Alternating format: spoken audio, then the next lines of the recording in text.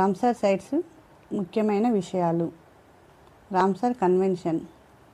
ఈ కన్వెన్షన్ 1971 ఫిబ్రవరి 2న ప్రపంచవ్యాప్తంగా ఉన్న చిత్తడి నేలల సంరక్షణ కోసం ఇరాన్లోని రామ్సర్లో ఈ ఒప్పందం జరిగింది.